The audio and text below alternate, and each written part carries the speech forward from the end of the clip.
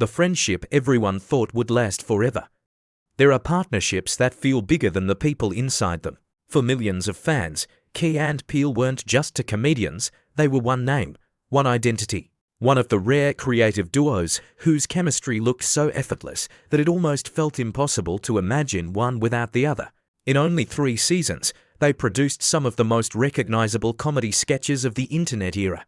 Their work generated billions of views, influenced an entire generation of online comedy, and turned simple jokes into cultural references that people still quote today. When Comedy Central announced that Key and Peele was ending in 2015, the reaction wasn't outrage. It was disbelief. The show was successful, the audience was still growing, and nothing suggested the partnership was in trouble. The explanation sounded perfectly reasonable.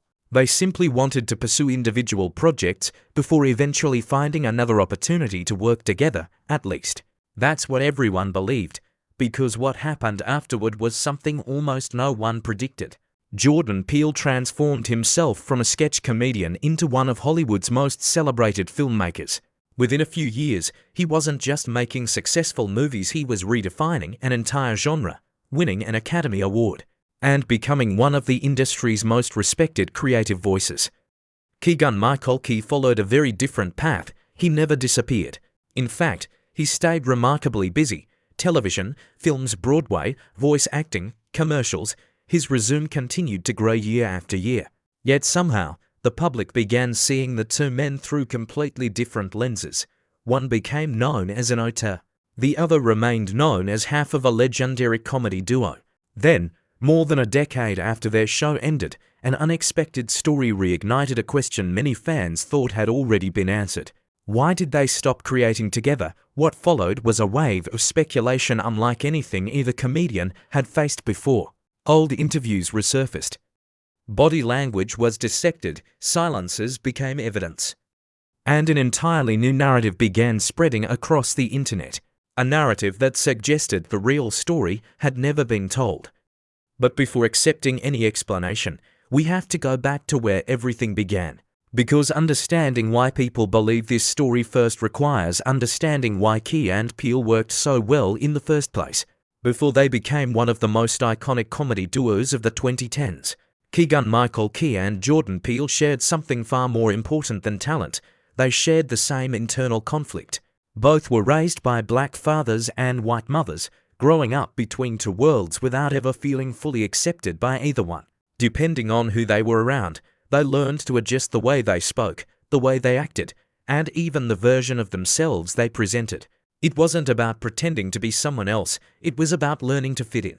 That constant balancing act would later become one of the defining themes of their comedy. Years before audiences laughed at their sketches, both men had already spent their lives observing people, how they behaved, how they changed depending on the room, and how identity itself could become a performance. Those experiences gave them a perspective that couldn't be taught, it had to be lived. That shared understanding became the foundation of everything that followed. After relocating from Detroit to Chicago, Keegan immersed himself in the city's thriving improv scene. Around the same time, Jordan Peele was carving out his own path through the same comedy community. Chicago's improv world was highly competitive. Talented performers came and went every year. Finding someone who could truly match your rhythm was rare. When Key and Peele finally crossed paths, something clicked almost immediately. They weren't trying to outshine each other. One comedian would introduce an idea, the other would elevate it. Then the first would build on that response. Instead of competing for the biggest laugh, they trusted each other enough to let the joke evolve naturally. That kind of chemistry can't be manufactured. Even experienced comedians spend entire careers searching for a creative partner who instinctively understands their timing. Key and Peele found that connection early. It wasn't long before both joined DTV as writers and performers. Although the show was already an established name, their sketches together stood out. They had a rhythm that felt effortless. Every conversation sounded real. Every argument escalated naturally. Every absurd situation somehow felt believable because both performers committed to it completely. People inside the industry noticed. If these two could create this much chemistry in someone else's show, what could they do with one of their own? But before that question could be answered, everything came to a sudden stop. In 2009, MIRAGE was cancelled. Once again, both comedians found themselves without a clear future. Keegan landed a supporting role on the sitcom Gary Unmarried but the series lasted only one more season before it, too, was cancelled. Jordan faced his own setback when Fox passed on his comedy pilot, The Station Within a year, both men were back where they started, talented, respected, and unemployed. For many creative partnerships, that would have been the end. Instead, it became the beginning. Their shared manager saw what everyone else had already begun to recognize. Separately, they were talented comedians. Together, they were something much harder to find. He encouraged them to stop chasing individual opportunities and build something of their own. It was a risky idea. Sketch comedy was no longer dominating television the way it once had. Launching an entirely new show centered around two comedians who weren't household names wasn't exactly a safe investment. But sometimes, the biggest opportunities appear when there are no safer options left. Comedy Central took the chance. In 2012, Key and Peele officially premiered. Neither of them knew it yet, but they were about to create a comedy legacy that would outlive the show itself. When Key and Peele premiered in January 2012, few people expected it to become anything more than another sketch comedy series. Comedy Central had seen successful shows before, but what happened next was different. From the very first episode, Key and Peele proved they understood something many comedians didn't. The funniest jokes aren't always the loudest. They're the ones that expose something people already recognize. One of the show's earliest sketches featured two husbands desperately trying to avoid saying a single forbidden word in front of their wives. It was a simple premise, but the tension felt instantly relatable. Then came another sketch that would define the series for years to come. Jordan Peele portrayed President Barack Obama as calm, measured, and diplomatic. Standing beside him was Keegan-Michael Key as Luther, the president's fictional anger translator, giving voice to everything Obama supposedly wanted to say but never could. The contrast was hilarious. More importantly, it was memorable. Within a single episode, audiences understood exactly what made Key and Peele different. They weren't relying on random punchlines. They found comedy hidden inside everyday human behavior. That first episode drew more than 2 million viewers, making it one of Comedy Central's strongest premieres. And the momentum never really slowed down. Every season introduced sketches that escaped television and took on lives of their own online. The East-West College Bowl transformed ordinary sports introductions into absurd comedy by inventing unforgettable player names. The substitute teacher sketch turned the name Aaron into Aaron, creating a joke that remains part of internet culture more than a decade later.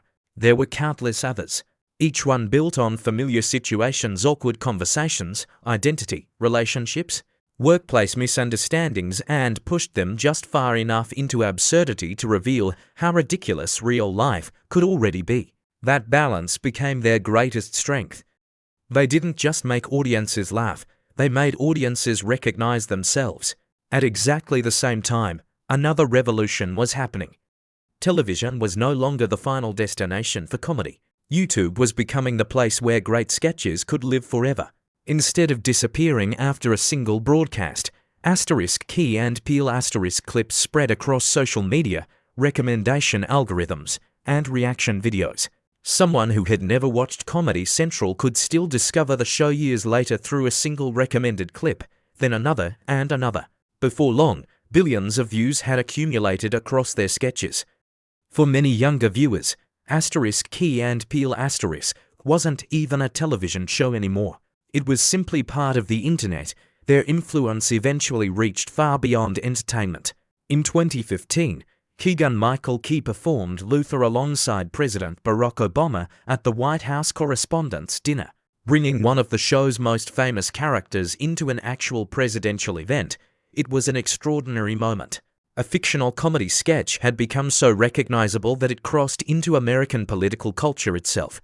By the end of its run, Key and Peele had achieved something remarkably rare. It wasn't simply successful, it became timeless. Even after the series ended, people continued discovering sketches they had somehow never seen before. Years later, they still appeared in recommendation feeds, social media posts, and everyday conversations. The show had outgrown television. It had become part of internet history, which is why the announcement in 2015 came as such a surprise. At the height of their popularity, Key and Peele decided to walk away. There was no public feud, no dramatic controversy. Keegan-Michael Key explained that the decision came from both of them. They wanted to explore individual creative opportunities while leaving the door open to reunite in the future. He even compared their partnership to Gene Wilder and Richard Pryor, artists who could pursue separate careers before finding the right moment to work together again. It sounded less like an ending and more like an intermission. That belief only grew stronger when the pair reunited in 2016 to write and star in Key on unanswered. Although the film received mixed reviews and underperformed at the box office, most fans saw it as proof that the partnership was still alive. They had simply moved from television to film. Everything appeared to be unfolding exactly as planned, but sometimes the biggest changes begin so quietly that no one notices them until years later. And while audiences were focused on the future of Key and Peele, Jordan Peele was quietly preparing to reinvent his entire career. When Key and Peele came to an end, most fans believed they were witnessing a pause, not a goodbye. The plan seemed straightforward. Two talented comedians would spend a few years exploring individual projects before eventually finding their way back to each other. For a brief moment, that future seemed entirely possible. Then Jordan Peele made a decision that changed everything. Instead of chasing another comedy series, he began working on something no one expected, a psychological horror film. To many people, it sounded like an impossible transition. Jordan Peele was known for making audiences laugh. Now he wanted to terrify them. In 2017, that gamble became Get Out Asterisk. The film followed Chris, a young black man visiting his girlfriend's family for the first time. What began as an awkward weekend slowly transformed into a nightmare, blending psychological horror with sharp social commentary about race, identity, and exploitation. It wasn't just another horror movie. It was something audiences hadn't seen before. Made for just $5 million, Get Out earned more than $250 million at the global box office. Critics praised it, audiences embraced it, and Jordan Peele won the Academy Award for Best Original Screenplay. Almost overnight, his identity changed. He was no longer simply one half of Key and Peele He had become one of Hollywood's most exciting new filmmakers. Most directors spend decades searching for a breakout film. Jordan found his with his very first feature, and he proved it wasn't a fluke. He produced BlacKkKlansman another critically acclaimed project. Then came Us in 2019, another box office success, another film praised for combining entertainment with social commentary. In 2022, Nope continued that streak, confirming that Jordan Peele had established himself as a filmmaker with a distinctive creative voice. Each new release pushed him further away from the image of a sketch comedian. Meanwhile, Keegan-Michael Key was following a very different path. He never stopped working, far from it. He appeared in television series like Modern Family Friends, From College The Simpsons Archer and Green Eggs and Ham He took on voice acting roles, guest appearances, Broadway performances, supporting roles in major films, commercial campaigns. His career remained remarkably active, but there was one important difference. Jordan was becoming known for creating original worlds. Keegan was becoming known for elevating other people's projects. Neither career was unsuccessful. In fact, by almost any industry standard, both men were thriving. The difference existed mostly in perception. One was becoming a creative visionary. The other was becoming one of Hollywood's most dependable performers. Ironically, that wasn't what many people had predicted when Key and Peele ended. Back then, Keegan often appeared to be the more recognizable star. He received Emmy nominations for Outstanding Supporting Actor in a Comedy Series. He gained national attention through his performance alongside President Obama at the White House Correspondents' Dinner. And during the show's run, he frequently landed more visible acting opportunities than Jordan. If anyone had asked fans in 2015 which comedian would become the bigger Hollywood name, many probably would have chosen Keegan. Instead, Jordan completely reshaped his career. But there's an important part of the story that often gets overlooked. According to Keegan himself, he was among the first people to recognize how special Get Out could become. After reading Jordan's screenplay, he immediately believed the script deserved serious attention. Key later explained that he encouraged producer Sean McKittrick of QC Entertainment to read it. Years afterward, McKittrick even thanked him for helping bring the screenplay to the company's attention.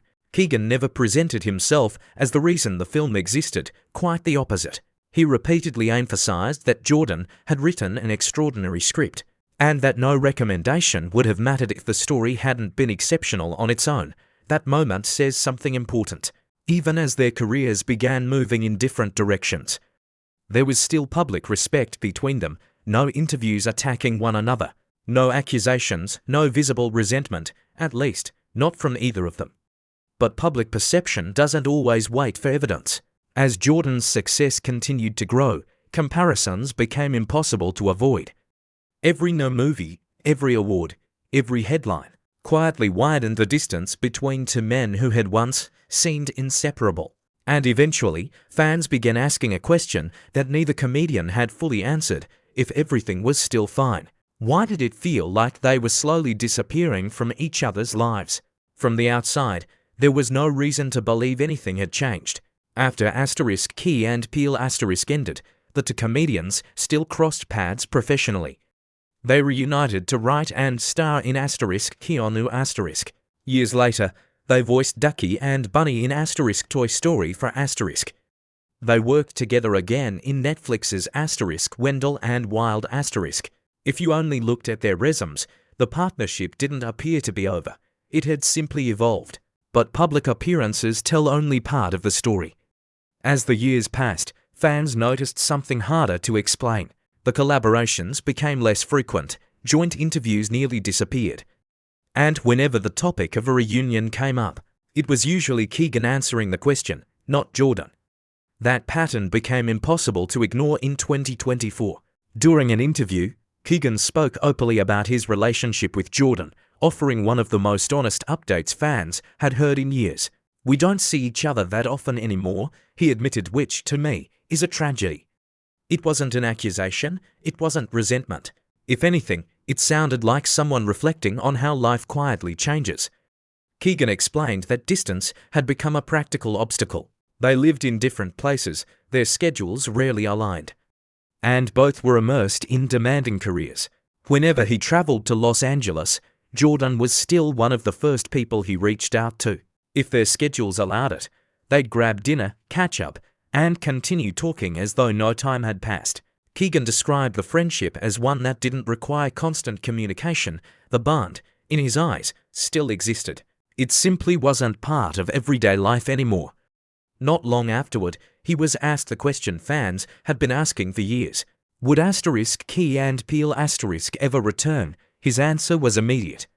He said he would welcome the opportunity to work with Jordan again in any capacity. There was no timetable, no project in development. Just a genuine willingness to reunite if the right opportunity ever presented itself. For many fans, those interviews were reassuring.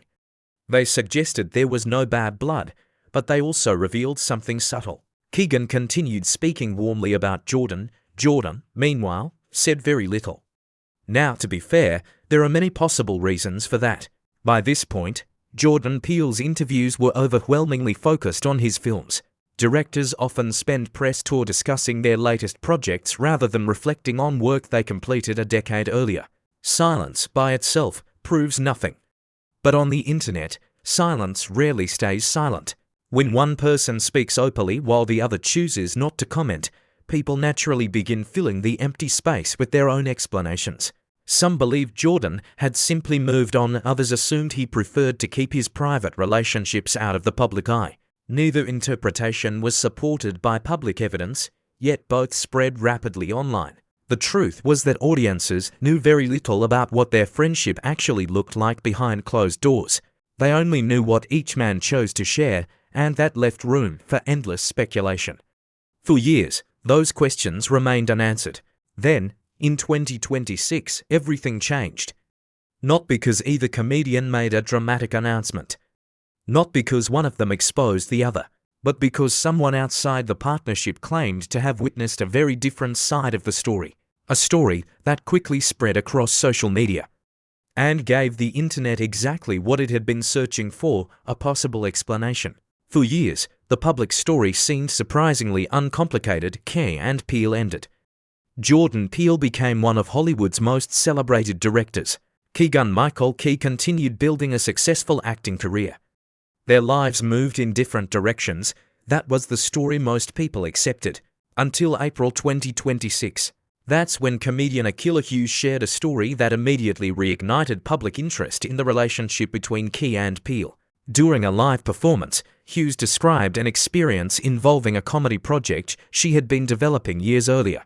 Although she used playful code names instead of directly naming the people involved, there was little doubt about who she was referring to.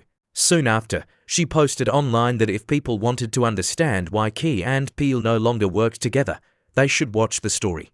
Within hours, clips began circulating across social media.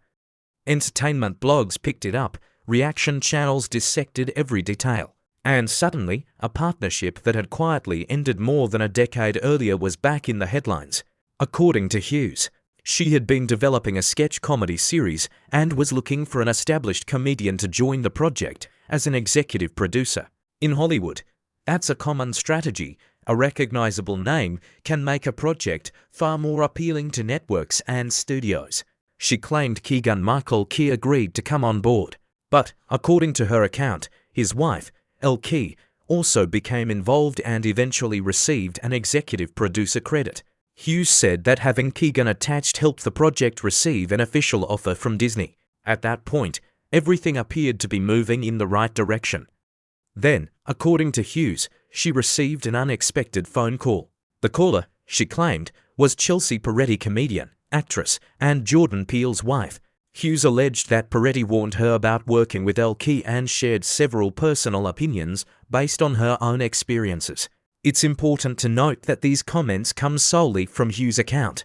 Neither Jordan Peele nor Chelsea Peretti has publicly confirmed that conversation or its contents. Hughes chose to continue with the project. She had already invested too much time, relocated for the opportunity, and believed it was worth seeing through. But she later claimed the working relationship became increasingly difficult. According to Hughes, Elle participated in creative discussions inside the writer's room and offered notes that many writers struggled to implement.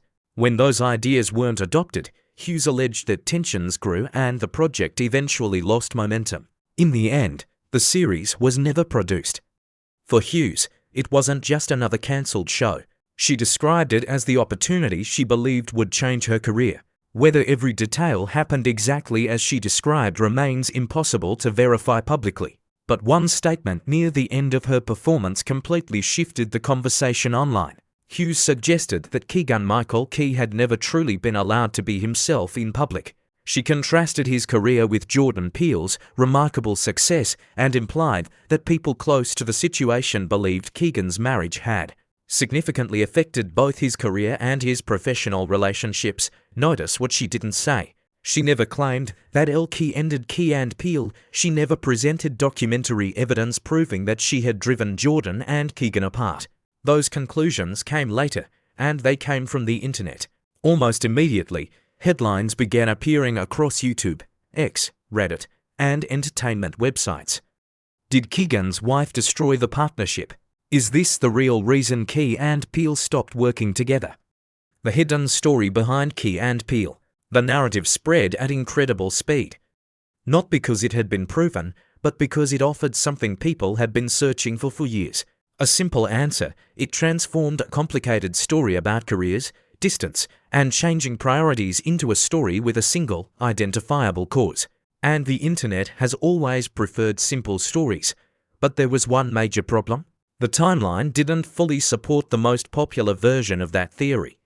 Keegan-Michael Key and Elle Key didn't begin their relationship until 2016. Key and Peele officially ended in 2015. That means there is no public evidence that Elle Key played any role in the decision to end the television series itself. The real debate wasn't about why the show ended.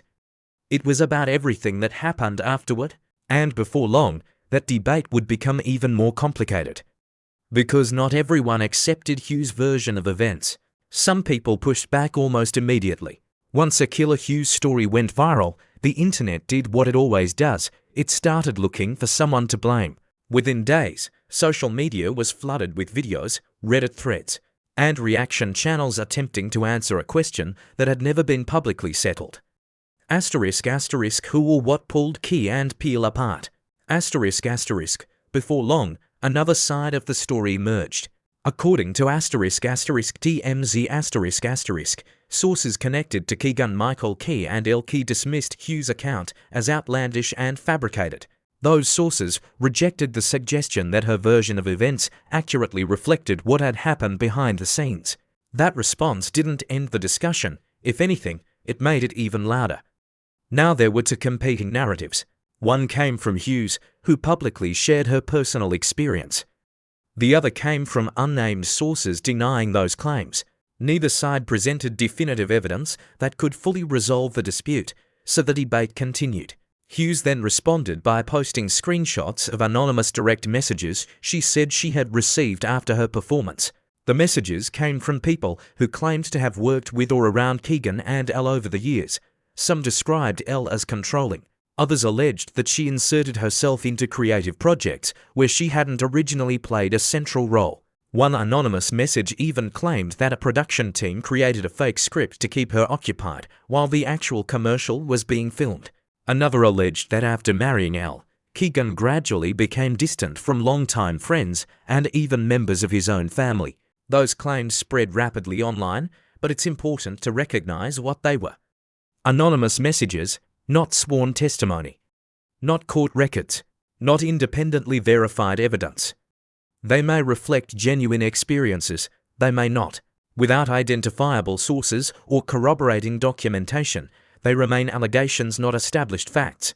Unfortunately, that distinction often disappears once a story catches fire online, because once people believe they've found the missing piece of a puzzle, every new detail starts looking like confirmation. Fans began revisiting interviews they had watched years earlier. This time, they weren't watching for comedy, they were looking for clues. One project received particular attention.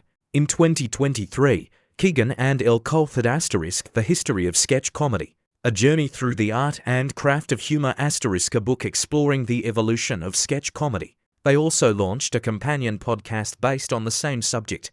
Some viewers noticed that the podcast credited Elle as its creator, writer, and director, while Keegan was listed as a performer and co-writer. For some, there was nothing unusual about it. Creative couples collaborate all the time, others viewed it very differently. They questioned why one of the most accomplished sketch comedians of his generation appeared to take a supporting role in a project centered on sketch comedy. That interpretation carried over into television appearances. During an interview on The Late Show with Stephen Colbert some viewers pointed out that Elle occupied the primary guest seat while Keegan sat beside her. Objectively, seating arrangements don't prove anything. Television productions make those decisions for countless reasons. But by this point, objectivity was no longer driving the conversation. Perception was. Every interview, every photograph, every interaction was being filtered through the same question. Was this always there, and we simply failed to notice? Or were people seeing patterns because they had already decided what the story was? That's the danger of hindsight. Once we believe we know the ending, the beginning suddenly seems obvious. Except real life rarely works that way. And perhaps the biggest mistake people were making was assuming this story had to have a villain at all. After years of headlines, rumors, and endless speculation, one question still remains. What actually happened between Key and Peele? The honest answer is we don't know. And that may be the hardest part of this entire story to accept, because despite everything that's been said online, there is no public evidence proving that the partnership ended because of a personal conflict. There is no verified evidence proving that Jordan Peele cut Keegan out of his life. And there is no verified evidence proving that Elle Key was responsible for driving the two men apart. What we have instead are interviews, personal accounts, anonymous claims, and a great deal of interpretation. Take Keegan-Michael Key himself. Whenever he's spoken publicly about Jordan Peele, his tone has remained remarkably consistent. He's praised Jordan's talent. He's spoken proudly about what they created together. He's repeatedly said he'd love to collaborate again if the right project came along. Those aren't the words of someone trying to erase the past. They're the words of someone who still values it. The same is true when Keegan speaks about his wife. Over the years, he's often described Elle as an important creative partner, someone who challenges his thinking, someone who encourages him to pursue ideas he might otherwise overlook. In one interview, he even compared himself to a key, and her to the person who knows where the doors are. To Keegan, it was a compliment, a way of expressing gratitude. But once the internet adopted a different narrative, those same comments took on an entirely different meaning. Some viewers heard appreciation. Others heard dependence. The words never changed. Only the interpretation did. The same thing happened with Jordan Peele's silence. Jordan rarely discusses his private relationships in interviews. As his directing career grew, the focus naturally shifted toward his films, his production company, and the stories he wanted to tell. That isn't unusual. Many directors spend press tour talking almost exclusively about their current work. Yet because Jordan rarely commented on his relationship with Keegan, some people interpreted that silence as distance. Others interpreted it as resentment. The truth is, silence doesn't explain itself. People explain it for us. And that's where this story becomes less about Key and Peele, and more about us. Human beings are uncomfortable with uncertainty. When something meaningful changes, we instinctively search for a reason. If a successful company collapses, someone must have mismanaged it. If a famous marriage ends, someone must have betrayed the other. If a legendary creative partnership fades away, someone must be responsible. It's a comforting way to understand the world, because it turns complicated lives into simple stories. One cause, one consequence, one villain. But real life is rarely that clean. Sometimes friendships evolve. Sometimes careers pull people in different directions. Sometimes two people who once created incredible work together simply become different versions of themselves. That doesn't erase what they built. It simply means the chapter ended. Maybe that's what makes Key and Peele so fascinating. Not because we know exactly why they drifted apart, but because we don't, and in the absence of certainty. The internet was more than willing to write the ending itself. There's a tendency to judge every partnership by the way it ends. If two people stop working together, we assume something must have gone wrong. If one becomes more successful than the other, we assume someone was left behind. But that way of thinking ignores something far more important. It ignores what they accomplished together. Before Jordan Peele became an Academy Award-winning filmmaker, before Keegan-Michael Key became one of Hollywood's most recognizable character actors, they changed sketch comedy. Key and Peele arrived at a time when television was beginning to lose its grip on younger audiences. Instead of disappearing after each broadcast, their sketches found a second life online, then a third, then a fourth. Years after the show ended, millions of people who had never watched Comedy Central were still discovering their work for the first time. That's a legacy very few comedy shows ever achieve. And perhaps that's why people care so deeply about what happened afterward. Not because the partnership failed, but because it mattered. When something becomes part of people's lives, they naturally want the story to have a satisfying ending. Unfortunately, real life doesn't always provide one. Today, Jordan Peele continues building one of the most respected careers in modern filmmaking. Keegan-Michael Key continues working across film, television, Broadway, animation, and live performance. Both remain successful, just in different ways. As for their friendship, only they truly know what it looks like today. The public sees interviews, photos, headlines, occasional collaborations, but those fragments are only small pieces of a much larger picture.